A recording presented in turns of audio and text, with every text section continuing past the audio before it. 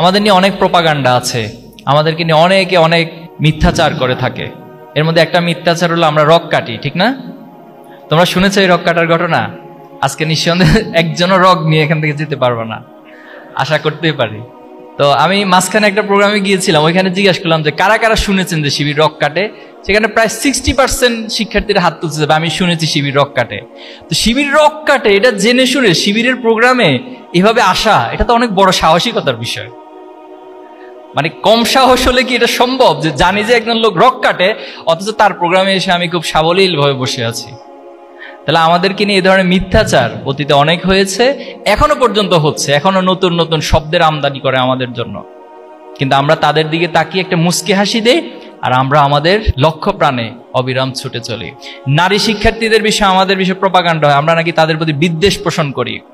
অথচ ইসলাম নারীদেরকে সবচেয়ে সম্মানিত করেছেন। আপনি যদি জাহিলিয়াতের সে সময়গুলোকে স্টাডি করে, ইসলামের পূর্ববর্তী সময়গুলোকে, নারীদেরকে একেবারে একটা বস্তু হিসেবে, একটা প্রোডাক্ট হিসেবে চিন্তা করা হতো। শুধু তাই নয়, কোনো অভিভাবক, কোনো পিতামাতার ঘরে নারী সন্তান জন্ম নেওয়া মানে এটা তার জন্য লজ্জাকর একটা বিষয় ছিল, এবং জীবন্ত সেই নারী সন্তানদেরকে কবর দেওয়া হতো। কিন্তু ইসলাম আসার পর সে নারীদেরকে সবচেয়ে সম্মানিত জায়গা দেওয়া হয়েছে। নিঃসন্দেহে হাদিসটা তোমরা শুনেছো, আল্লাহ রাসূলুল্লাহ সাল্লাল্লাহু আলাইহি ওয়াসাল্লামকে একবার জিজ্ঞেস করা হয়েছে যে আমার কাছে পৃথিবীর মানুষদের মধ্যে সবচেয়ে সম্মানিত কে? তার রাসূলুল্লাহ সাল্লাল্লাহু আলাইহি ওয়াসাল্লাম বলেছেন তোমার মা। বলেছে এরপরে কে? তোমার মা। এরপরে কে? তোমার মা। এরপরে কে? তোমার বাবা।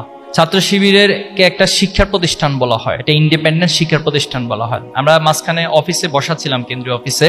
তো একজন মা তার 2জন সন্তানকে নিয়ে আসলেন। তো আসার পরে আমাদের সাথে দেখা করবেন, পরে দেখা করে বললেন যে আমি শিবিরে ভর্তি করাতে চাই আমার 2 সন্তানকে। তা আমি একটু কৌতূহল জিজ্ঞাসা করলাম যে শিবিরে ভর্তি করাবেন, এই চিন্তা আপনার মাথায় কেন আসলো?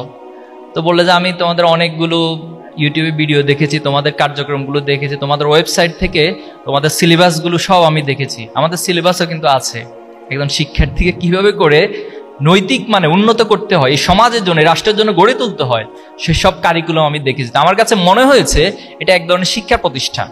আর আমি যদি আমার সন্তানকে এখানে ভর্তি করাতে পারি, আমার এই উপলব্ধি হয়েছে যে তারা সবচেয়ে নিরাপদ থাকবে, তারা ভালো পরিবেশটা পাবে, তারা এই সমাজের নষ্টামির মধ্যে নিজেকে জড়িয়ে যাবে না।